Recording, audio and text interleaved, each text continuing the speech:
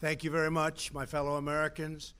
I am very proud to announce today that we have reached a deal to end the shutdown and reopen the federal government.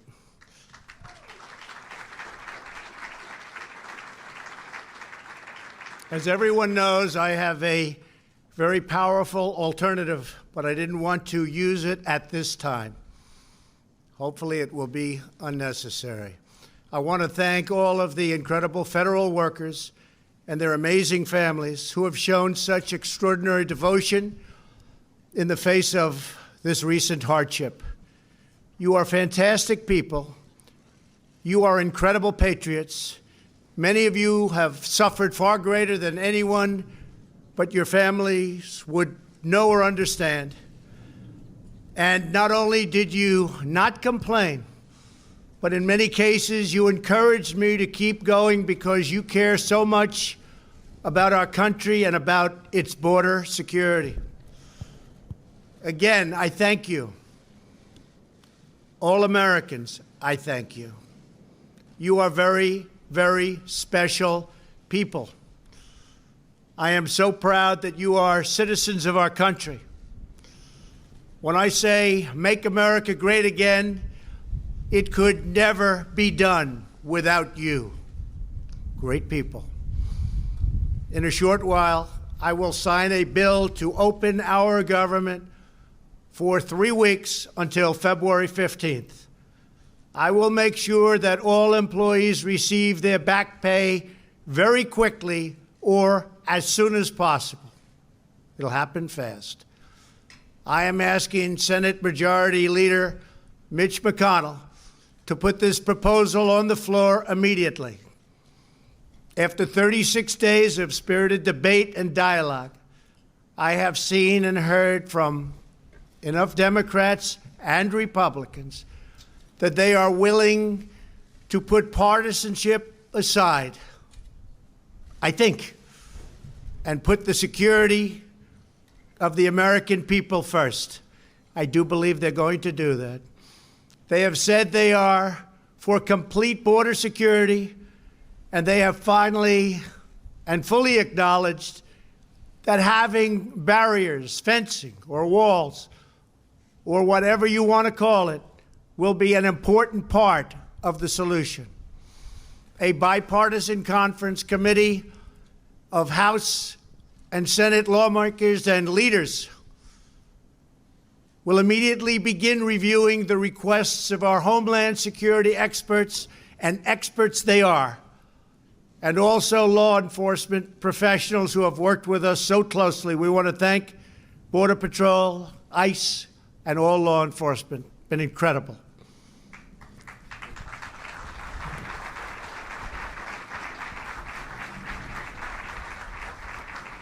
Based on operational guidance from the experts in the field, they will put together a Homeland Security package for me to shortly sign into law. Over the next 21 days, I expect that both Democrats and Republicans will operate in good faith. This is an opportunity for all parties to work together for the benefit of our whole beautiful, wonderful nation. If we make a fair deal, the American people will be proud of their government for proving that we can put country before party. We can show all Americans and people all around the world that both political parties are united when it comes to protecting our country and protecting our people. Many disagree. But I really feel that working with Democrats and Republicans, we can make a truly great and secure deal happen for everyone. Walls should not be controversial. Our country has built 654 miles of barrier over the last 15 years, and every career Border Patrol agent I have spoken with has told me that walls work. They do work. No matter where you go, they work.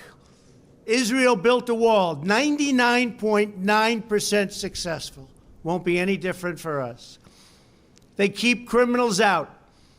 They save good people from attempting a very dangerous journey from other countries, thousands of miles, because they think they have a glimmer of hope of coming through. With a wall, they don't have that hope. They keep drugs out, and they dramatically increase efficiency by allowing us to patrol far larger areas with far fewer people. It's just common sense. Walls work. That's why most of the Democrats in Congress have voted in the past for bills that include walls and physical barriers and very powerful fences. The walls we are building are not medieval walls. They are smart walls designed to meet the needs of frontline border agents and are operationally effective. These barriers are made of steel,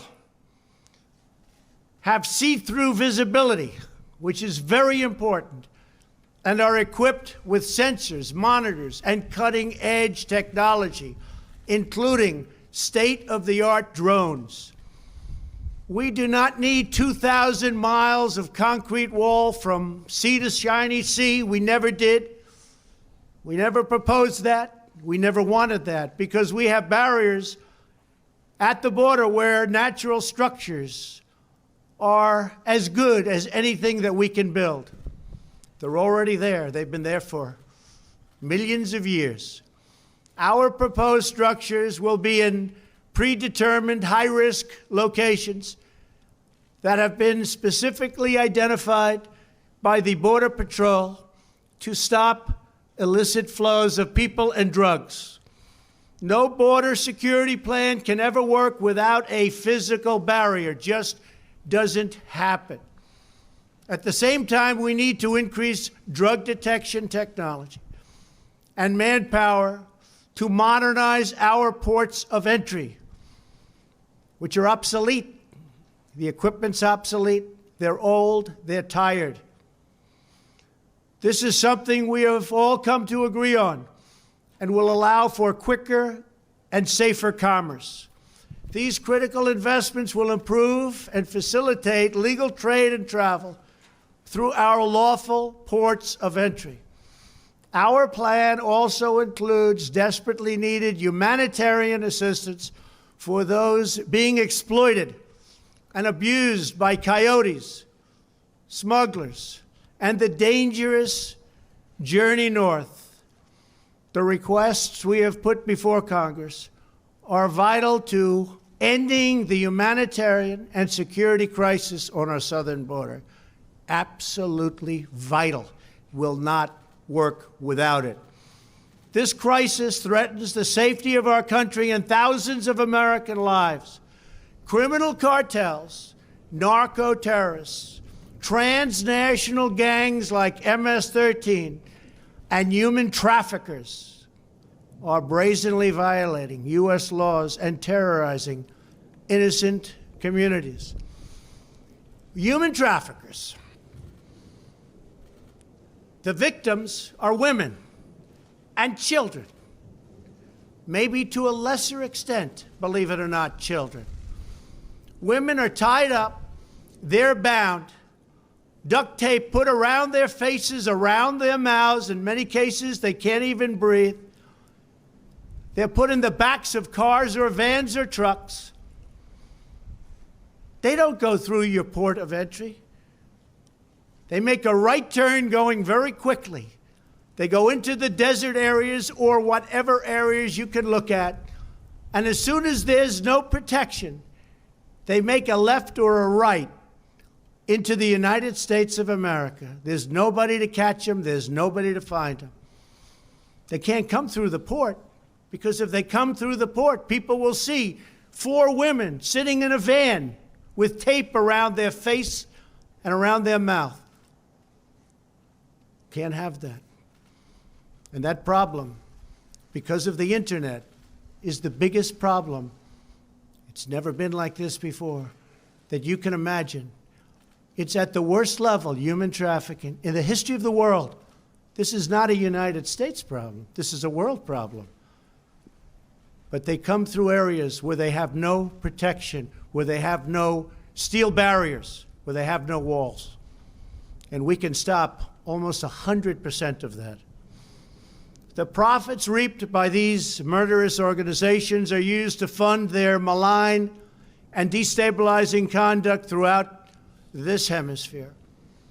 Last year alone, ICE officers removed 10,000 known or suspected gang members like MS-13 and members as bad as them. Horrible people, tough, mean, sadistic. In the last 2 years, ICE officers arrested a total of 266,000 criminal aliens inside of the United States, including those charged or convicted of nearly 100,000 assaults, 30,000 sex crimes, and 4,000 homicides, or as you would call them, violent, vicious killings. Can be stopped. Vast quantities of lethal drugs, including meth, fentanyl, heroin, and cocaine, are smuggled across our southern border and into U.S. schools and communities. Drugs kill much more than 70,000 Americans a year and cost our society in excess of $700 billion. The sheer volume of illegal immigration has overwhelmed federal authorities and stretched our immigration system beyond the breaking point. Nearly 50 migrants a day are being referred for medical assistance. They're very, very sick, making this a health crisis as well. It's a very big health crisis. People have no idea how big it is unless you're there. Our backlog in the immigration courts is now far greater than the 800,000 cases that you've been hearing about over the last couple of years. Think of that, though. 800,000 cases because our laws are obsolete. So obsolete. They're the laughing stock all over the world. Our immigration laws, all over the world, they've been there for a long time, are the laughing stock all over the world. We do not have the necessary space or resources to detain, house, vet, screen, and safely process this tremendous influx of people. In short, we do not have control over who is entering our country, where they come from, who they are, why they are coming. The result for many years is a colossal danger to public safety. We're going to straighten it out. It's not hard. It's easy if given the resources. Last month was the third straight month in a row with 60,000 apprehensions on our southern border. Think of that. We apprehended 60,000 people. That's like a stadium full of people, a big stadium. There are many criminals being apprehended, but vast numbers are coming because our economy is so strong. We have the strongest economy now in the entire world. You see what's happening. We have nowhere left to house them and no way to promptly remove them. We can't get them out because our laws are so obsolete, so antiquated, and so bad.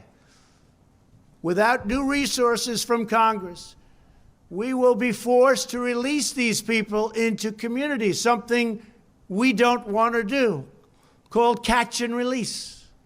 You catch them. Even if they're criminals, you then release them. And you can't release them from where they came, so they go into our country and end up in places you would least suspect. And we do as little releasing as possible, but they're coming by the hundreds of thousands. I have had zero Democrat lawmakers volunteer to have them released into their districts or states. And I think they know that, and that's what we're going to be discussing over the next 3 weeks. The painful reality is that the tremendous economic and financial burdens of illegal immigration fall on the shoulders of low-income Americans, including millions of wonderful, patriotic, law-abiding immigrants who enrich our nation. As Commander-in-Chief, my highest priority is the defense of our great country. We cannot surrender operational control over the nation's borders to foreign cartels, traffickers, and smugglers. We want future Americans to come to our country legally and through a system based on merit. We need people to come to our country. We have great companies moving back into the United States. And we have the lowest employment and the best employment numbers that we've ever had. There are more people working today in the United States than have ever worked in our country. We need people to come in to help us on the farms and with all of these great companies that are moving back. Finally, they're moving back. People said it couldn't happen. It's happening. And we want them to enjoy the blessings of safety and liberty and the rule of law. We cannot protect and deliver these blessings without a strong and secure border. I believe that crime in this country can go down by a massive percentage if we have great security on our southern border. I believe drugs, large percentages of which come through the southern border, will be cut by a number that nobody will believe. So let me be very clear. We really have no choice but to build a powerful wall or steel barrier. If we don't get a fair deal from Congress, the government will either shut down on February 15th again, or I will use the powers afforded to me under the laws and the Constitution of the United States to address this emergency.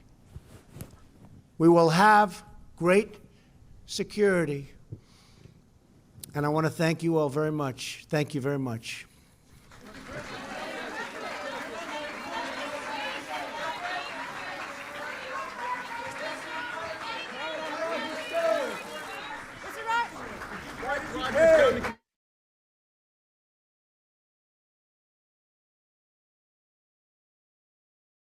All right, folks, thank you very much for joining us and choosing us as your stream of choice. That was the president talking about, he didn't go into much detail, but more information is going to be coming out in the next few hours, maybe today or tomorrow, regarding what deal he actually is willing to back.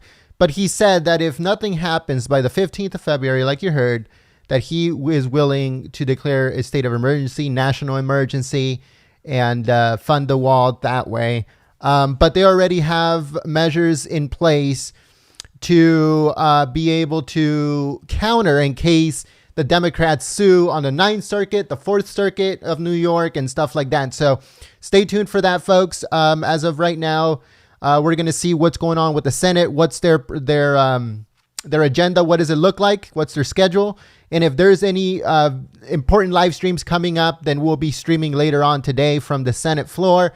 What we'll have to see, because all of this is happening all at once. So we need to get everything in situated and make sure that we give you guys up-to-date information on everything that's going on. So if you're new to the channel, subscribe and click the notification bell.